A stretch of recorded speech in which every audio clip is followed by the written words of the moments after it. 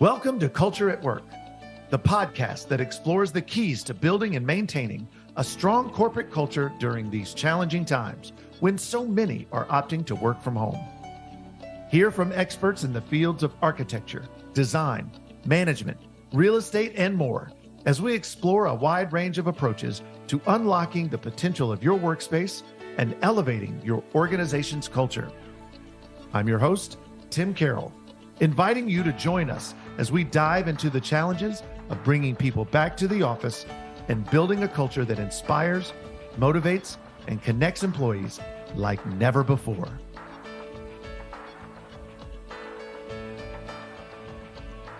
On today's podcast, we're excited to have Doug Ryan, Principal and Executive Vice President with Colliers in Nashville, Tennessee. As Executive Vice President in Office Brokerage, Doug provides landlord and tenant representation with a focus on serving clients as a trusted advisor, navigating the complexities of real estate transactions, and bringing clarity to corporate leases. Doug holds a master's in urban planning from the University of Michigan and a bachelor's of science in architecture from the University of Wisconsin-Milwaukee. This is going to be a great conversation. Let's get right to it.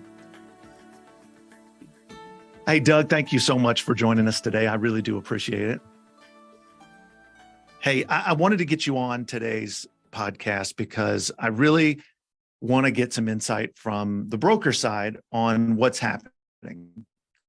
And specifically in all of our markets, what are we seeing in the markets in real estate relative to culture, among other things? So my first question for you today is, hey, look, I grew up in Nashville. I'm born and bred in Nashville, Tennessee, and you have a long history here of in this industry, and we've both seen this town change in Absolutely. big ways. Absolutely. I know what those changes look like visually. You know, a whole lot more pedal taverns and bachelorettes. But what don't we see? What are the two or three things that you're seeing from your perspective that's changing in a town that's, by anybody's definition, a booming city? Sure. Well, thanks for having me. Of course. It's tough because Nashville, I think, so much of the built environment is obvious to everybody who's been here forever or has relocated here relatively recently. I mean, even if you got here 3 or 4 years ago, you would notice the differences, the changes. But one thing that's maybe not talked about that is amazing to see for those of us that have been here a long time, that's kind of the development of the neighborhoods. It used to be, East Nashville was like the lone rebel, cool, hip place to be. Right. And we've seen amazing new neighborhoods pop up in Germantown and Wedgwood, Houston, and Edge Hill and Sylvan Park and the Nations and Charlotte Park. All of these things that maybe we didn't really even talk about. If I said to you 15 years ago, hey, we're over in Charlotte Park, you'd be like, where is that? Yeah. But yet these are all Davidson County neighborhoods. Of course, we know Brentwood and Cool Springs and Franklin, but what we've seen, those of us been here a long time, it's these neighborhoods that have developed and become very livable, walkable, shopping, restaurants, really kind of awesome little enclaves in the city that, were there, were a part of the fabric, had history, but they weren't growing. People weren't investing there per se. And now that's totally changed. Yeah. I mean, look, first of all, I saw recently a picture of Nashville 10 years ago and Nashville now, and it's unrecognizable. Yeah. But, I lived in New York for a number of years and all neighborhoods. That's what brings the whole city together, is these little neighborhoods. And so to hear that happen here when I got back and to hear all these little neighborhoods popping up, it really was awesome. It just really was exciting to see, just how livable, as you said, this city has become. When I was a kid, nobody lived downtown. Nobody lived anywhere. Yeah. And it's the same thing on the office side, which you and I do, day to day. it started with Sobro, out of the CBD south of Broadway. That has turned into the Gulch, then the North Gulch, and now, Music Row is seeing Class A office. Midtown is seeing Class A office, kind of happened between Vanderbilt and, what is the Gulch and North Gulch. So like projects like Broad West, these things have been infill in and around, and I call it the fringe. And it's been really interesting. I would tell you that things that are maybe not as discernible to the passerby, but Nashville companies who were previously in the CBD have kind of bounced to the fringe, and inbound corporate relocations from other places have gone into the CBD. For example, Alliance Bernstein came from Manhattan with their headquarters. They wanted to be in the CBD right on Broadway. They wanted all that craziness in culture because they're used to population density. And so Alliance Bernstein comes downtown, 3-4 law firms that are in downtown bounce out to the fringe because they don't want to deal with the tourism and the nonstop construction. Why are people coming to Nashville? I think it's quality of life and the quality of people. You said the word culture. I think Nashville's culture almost, both of us have lived around the world, frankly, many cities in the US, and I lived in Europe for my last semester of architecture. And Nashville is unique. You get here and the people are friendly, helpful.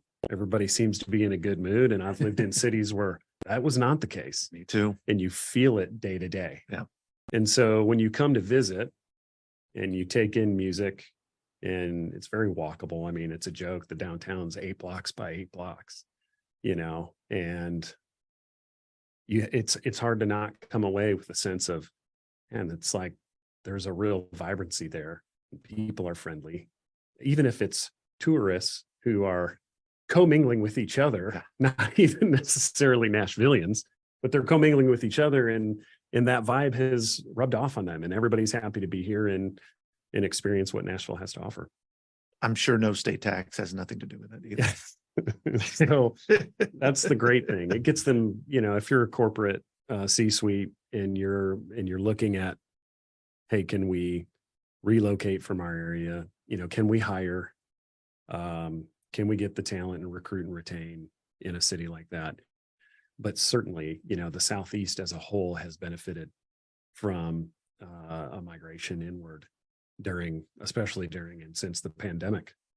So that brings up an interesting question, I think, is do you get, and I think I know the answer to this, but I want to peel back the onion a little bit on the question I'm sure you get a lot is around that quality talent. And what is your answer to that? What has Nashville done to ensure that the working population is trained, talented, motivated? Yeah. So I don't remember exactly the number of people per day, but it's like 86 people I think it's moving to Nashville every day. So just general immigration is great. But I think that former clients like Amazon and Oracle would tell you that they expected hiring to be somewhat of a challenge. And in each case, and I would put Alliance Bernstein in the same category. In each case, they outpaced their hiring. It became way easier to recruit people to Nashville than they ever expected. And then you can go all the way back to some of our first corporate relocations in Nissan North America and Mars Pet Care. Do you remember? Yeah. Early 2000s. Cool Springs. Yeah, when they came, they expected they would lose half of their workforce and then have to hire to recover that. And it was significantly better than that for both companies in terms of those transplants who wanted to leave California and come to Nashville. So they retained more people than they expected. and then recruiting the talent to join them in Nashville has outpaced their expectations as well. Any consideration? So it sounds to me what you're saying is it's a lot of, hey, let's bring the talent in. New talent's flooding the place every day. Any conversations around the homegrown talent? Any conversations around, I mean, at one time, back when I gave tours around Nashville in college, I gave the bus tours with the microphones and stuff. But one of the statistics I remember was there were more colleges and universities per capita in Nashville, second only to New York City. Is that any kind of conversation around the homegrown talent and the education here? Yeah, for sure. I'd never heard that statistic before. A long time ago. That statement, yeah. But no question, Vanderbilt is a draw. Yeah, and MTSU, they're pumping out something like 20,000 graduates a year, and it used to be that something in the 60% would stay in Nashville, but in the last 10-15 years, it's been more like 75% stay. And so for sure, Amazon, TSU to kind of cultivate their profile of graduate that they're looking for in logistics, and so the same with Alliance Bernstein. They're very active in and around the local universities, trying to help offer programs and mobility into their company once you graduate. So I'm going to ask the question that I ask everybody, and there's one question I ask everybody, and that's towards the top. How would you define culture in the workplace? I would say that culture is kind of the dark matter that happens between people in organizations. You can't always define it. You can encourage it and help it, or you can hinder it based on leadership. I think trust is a big component of culture. I think camaraderie is a component to culture, but it's very difficult to define. And many of my clients are seeking to, in this day and age, keep culture that they have built. In culture, in terms of corporations, is very relatable to brand, but culture itself is made up of sort of the feeling that a person gets either in an organization or as broadly as a city. I've heard somebody say once that culture is the personality of the organization. Yeah. And you mentioned things like trust and camaraderie. In your professional experience, in the job that you do you feel that's better fit and better able to happen in an office, or can it be done virtually? I think it depends on the organization, but I would say broadly, it has to happen in person. And I think most of my clients are struggling with how to maintain or build further their culture.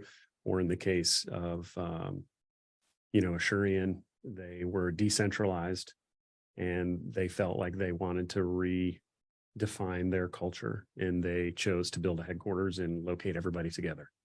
And so culture can happen when you're together, for sure.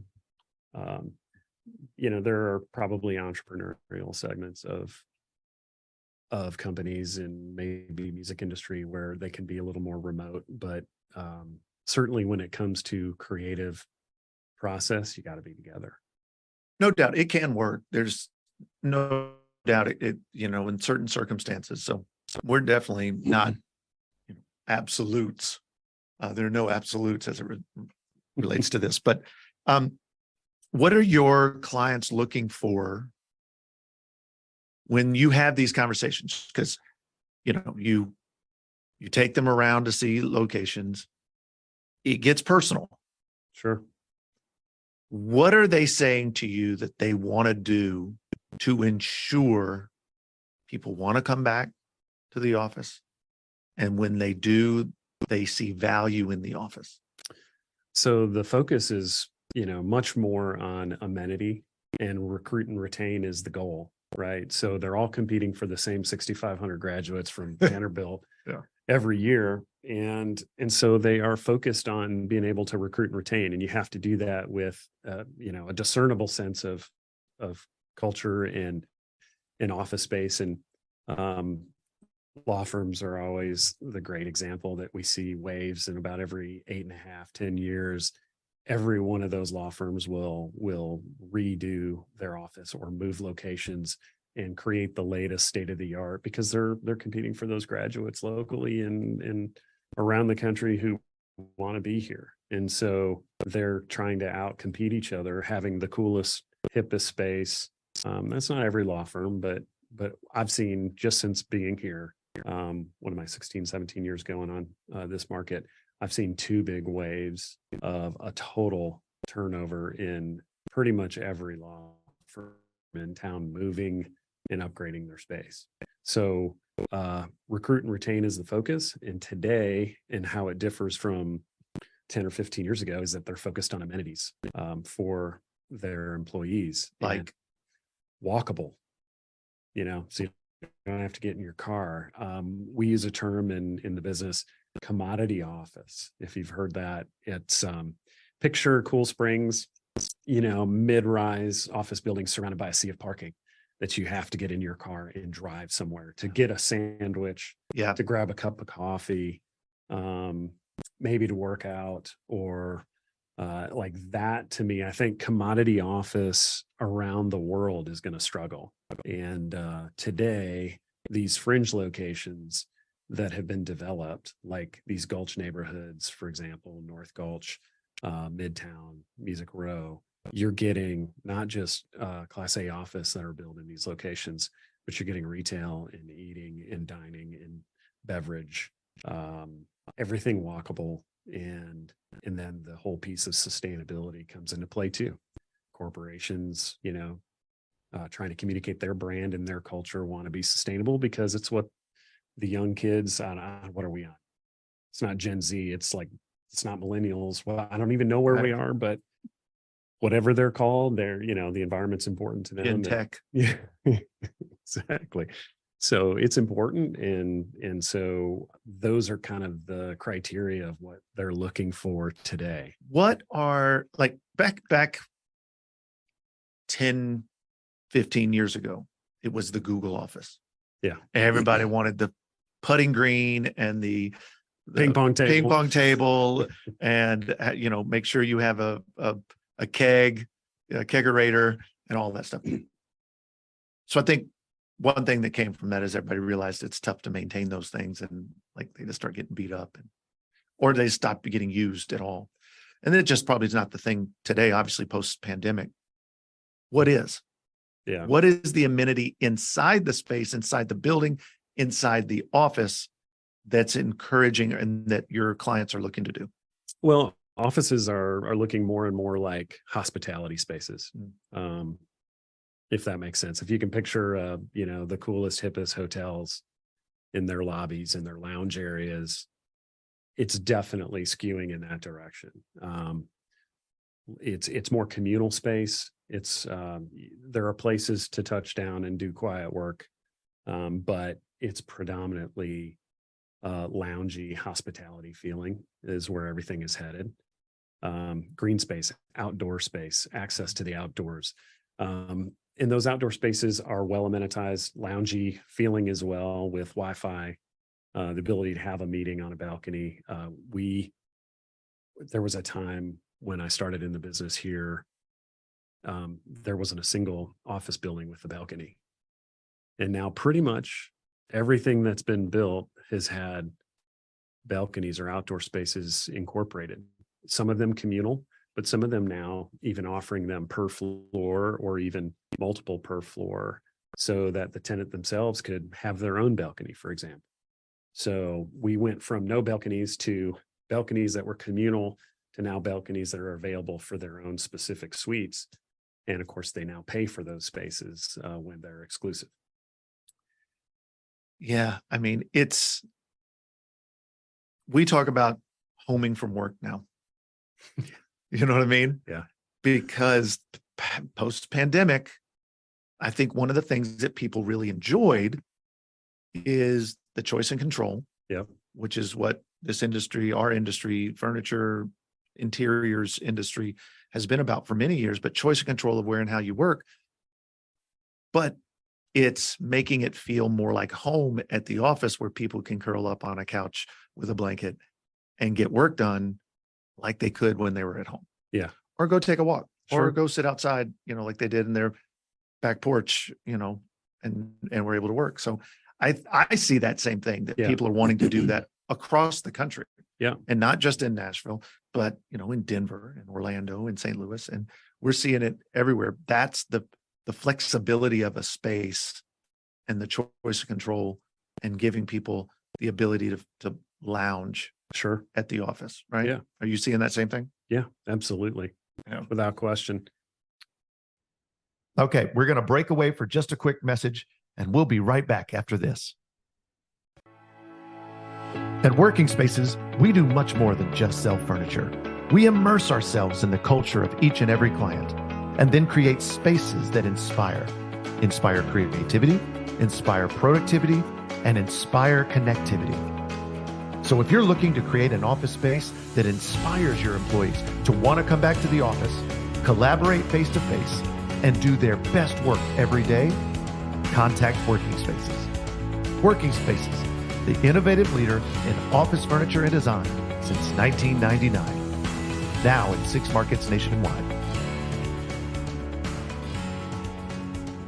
Welcome back to Culture at Work. So, in your opinion, and look, I think by anybody's definition, you're an expert in your field.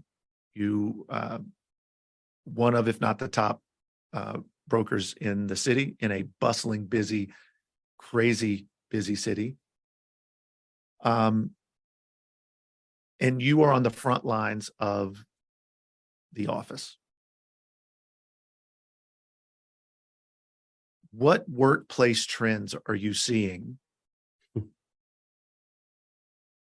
that anybody listening can, start thinking about? Because look, our audience is designers and other brokers and GCs, and what trends are you seeing coming out of Nashville that could have ripple effects for years to come? I would say for sure, I don't know, what are we, 12 months out of the last wave of pandemic, where before we weren't so sure how these were going to shake out, all the different changes we were seeing. But I would tell you today, pretty much everybody agrees that not every worker is coming to the office 5 days a week. In fact, probably no one will be 5 days a week in the office going forward. And so that's caused a huge question within the C-suite, is as their leases renew, or they're looking at quality of the space that they currently have versus some of the newer space that's much more expensive, by the way. Mm-hmm. They have to weigh this and say, okay, if our workforce is going to be here on average 3 days a week, how do we get them for 4?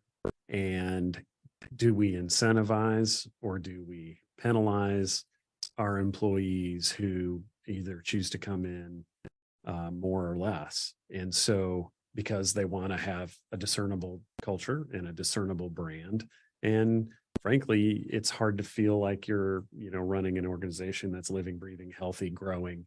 Bottom line, if you're not seeing your employees. So I think everybody would tell you that the 5-day work week is pretty much gone.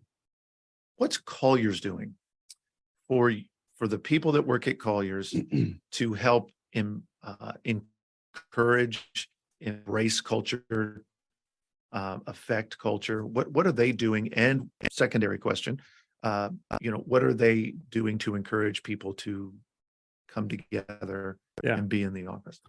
So for sure, we've adapted and allowed our employees, our key folks who support the brokers on a day-to-day basis, to be flexible. So my assistant, is in the office 3 days a week and works remotely 2 days a week.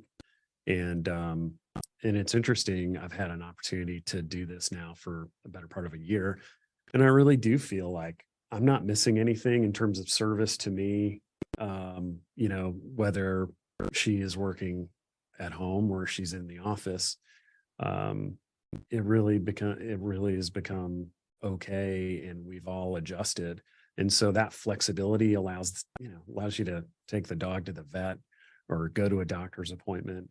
That flexibility. Now, brokers ourselves, we've always been flexible. I mean, Sure. nobody's expected us to be. I think it's sales in general. Yeah, I mean, sales in general, we're moving, and you're not in the office every day, sitting in front of that computer screen. You're out, whether it's you're out on the sales cycle, meeting and developing relationships so that you can do the next transaction. Do you miss that connection? Do you feel like anything's missed? I mean, you don't feel like what I heard from you is I don't feel like there's any productivity lost.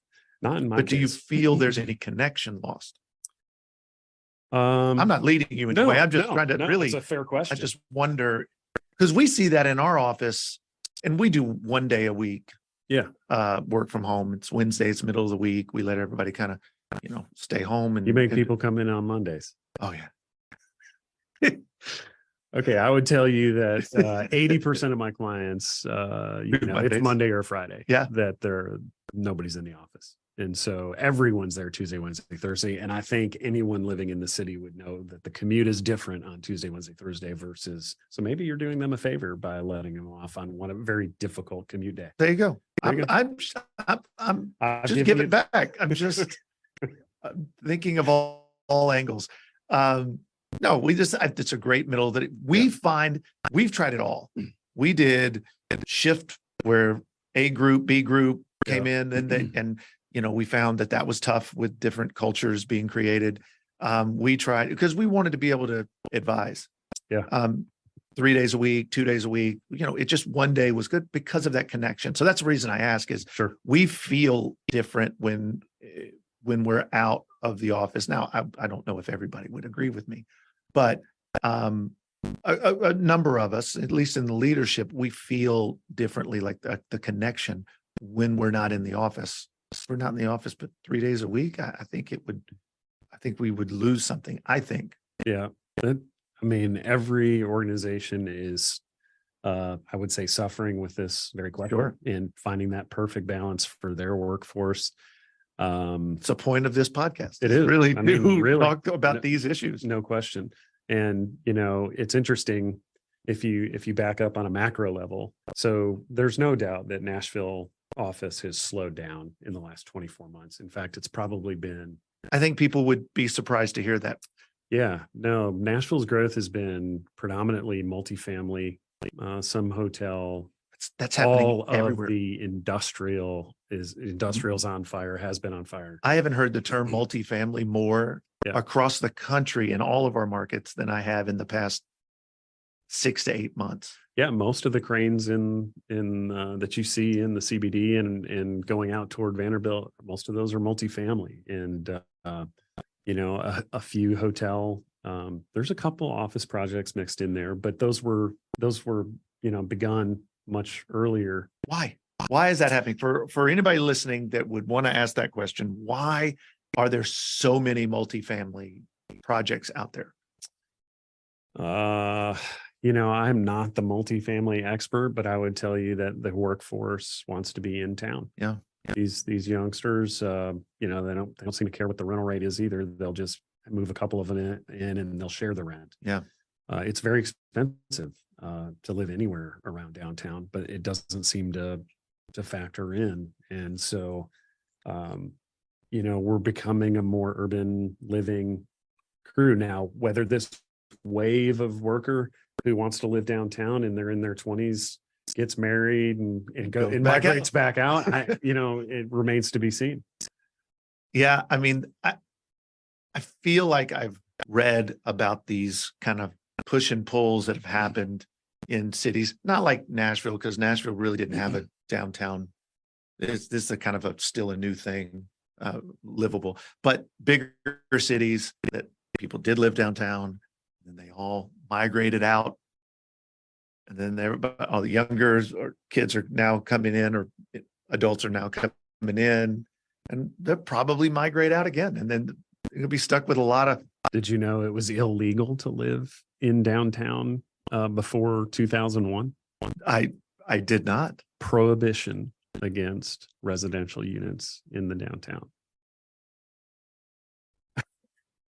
So that seems a little late in history to have that finally changed. It might be 2004. Somebody who listens to this podcast knows that, but I'm talking like 2001, I believe, is the year where that zoning was finally changed.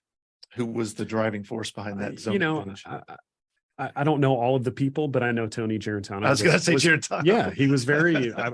I can envision a reality where he was very much on the forefront of that, and his urban grocery, right there on Church Street were the first projects. So thankful for that. Yeah, absolutely. I mean, it's made the city better, right? No question. And we have other cities in our markets going through the same things, like Kansas City. I think Kansas City is going through a similar kind of thing. They're, I think maybe a few years behind us, and then they're rapidly catching up. They're having the same downtown revitalization, kind of thing where people are moving down there. A lot of multifamily. It's an interesting time down there as well. But back to what you all at Colliers are doing. What do you feel is, well, I'll go the positive route here. What do you think is the best thing you guys are doing as an organization to help drive culture? Well, so I've had the opportunity in my career to work for 3 of the big 4 brokerage companies. I worked for Cushman & Wakefield first, then CBRE, and now Colliers. I've never worked for JLL, but those are the big 4. I think you're going to see, the majority of those signs are going to be one of those 4 companies. In all of our markets. Yeah, in every market worldwide. I mean, it's pretty amazing. What's unique about Colliers, and why I would say I'm happiest in my current company, is we're, I don't know, more entrepreneurial. We're more freedom as an individual, less corporate. We're still adhering to amazing principles. We're still all working hard for our clients, but there seems to be more flexibility. And I think today workers want that flexibility. And I mean, and who you are and how you approach business, not necessarily coming in on Tuesday or staying home on Wednesday. I mean, the flexibility to be who you are and find your niche within, the work environment and client set that appeals to you and who you resonate with on the client side. This is probably an unfair question for you, because I know your background and know that you were in our industry on the commercial interior side in the past. But taking that aside, setting that aside, as a broker and your peers, is there a value in your mind, the space, what can happen to the space, the design of the space when you're working with a client? Is that a conversation? Is that important, or is that secondary? It's definitely primary, and it's maybe more important now than it ever has been. But more so than my history in past in commercial interiors and in specifically commercial furniture. My degree in architecture tells me that, the built environment has the ability to evoke all kinds of emotion, and all of those, for positive and negative. Whatever you're looking to exude, you can accomplish through the built environment. Do you think your peers feel the same way? I mean, maybe uniquely me because of my architecture background, and then urban planning. But, I think they feel it with their clients. Their clients are coming to them maybe more so than ever, looking to them as the expert to say, look, we're struggling. We We need this new paradigm, and we need you to help us do that. And so, for pitches, when all of us are going up against each other, and we're pitching clients' business, we're bringing the workplace interiors person with us as part of strategy, because helping them remake their brand or their culture, or to build upon it, or maybe it's, in the case of Asurion, decentralized, come to centralized. Hellstream did the same thing, one of my clients. We're in, different locations around the city, centralized down into North Gulch.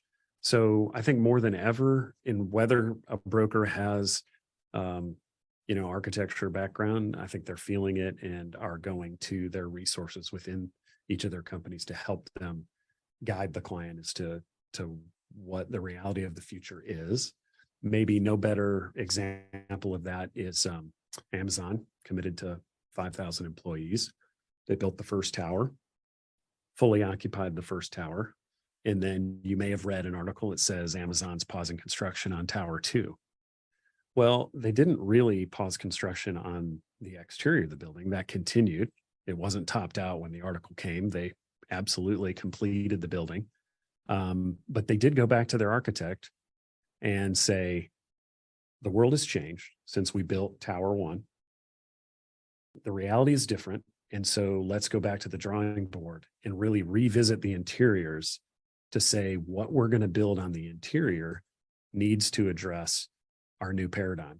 And they did that. I think it was maybe a 3-month pause while they did that. And now they're back to building out those floors, and they have a whole new paradigm, and that tower will look very, very different from the first one.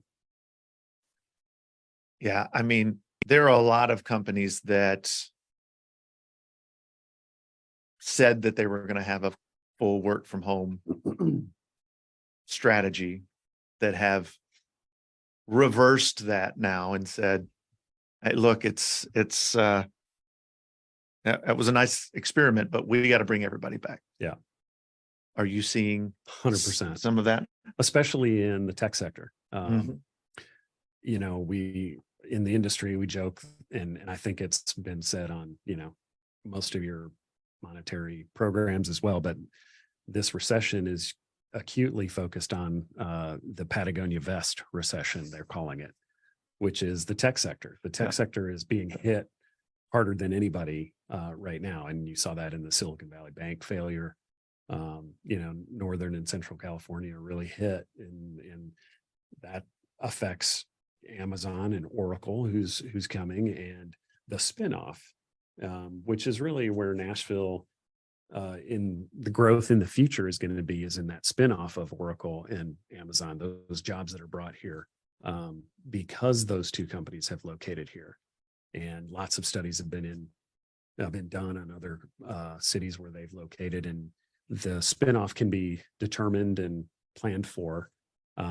But I saw it firsthand with AllianceBernstein when they came from Manhattan in the heart, and they occupied as we're coming out of the pandemic, but they had a bunch of spinoff in fintech.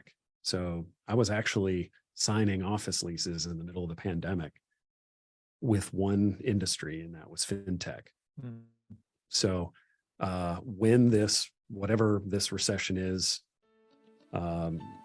done, or we start to come out of it, I think everyone expects that tech sector to come in full force back to Nashville. We like to say that culture requires pants. And apparently Patagonia vests. And Patagonia vests. So we have to add that on there now as well. Hey, Doug, thank you so much. Really appreciate your time, your expertise. It's just amazing, and your insights. And just thank you so much for taking the time and joining us today on Culture at Work. Yeah, glad to be here. Thanks for having me.